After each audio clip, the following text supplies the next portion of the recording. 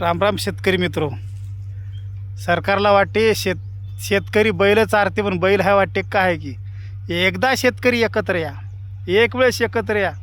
एकत्र आल्यानंतर नाही राजकारण उचलू आपटलं ना, शेतकऱ्या सगळ्या नावच बदलतं. अरे हे काय सहन करायचं? कुठं उलुसा भाव कमी करणं, भाव नेहमी भाव पाडणं, काय फायदा आपल्या गरिबाचा? अरे दुनियाभरचे खताचे रेट वाढायले आणि आपल्या शेतकऱ्याला जायला टाकून दिलं.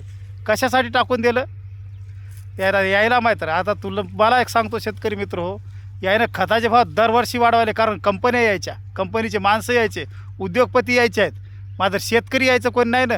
म्हणून शेतकऱ्याची कशी मारायची खोलू यानं पक्क ठरवलं.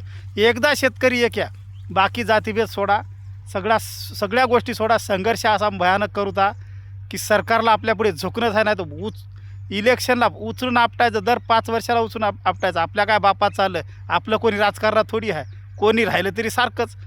अरे फक्त माहीत आहे का, एकच सरकार चांगलं होतं, ते बी दोनच वर्षासाठी होतं.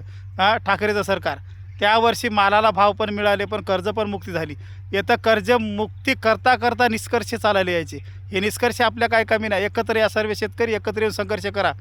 आता ह्या कंपन्याला यानं मस्तपैकी कंपन्याला यानं सोबत घेऊन चालतात, पण आपल्याला शेतकऱ्याला एकाला की सोबत नाही घेतलं. आपलं वोट फुकट नाही द्यायचं कोणाला. आता ठरवा, आता एकजूट व्हा, एकत्र या.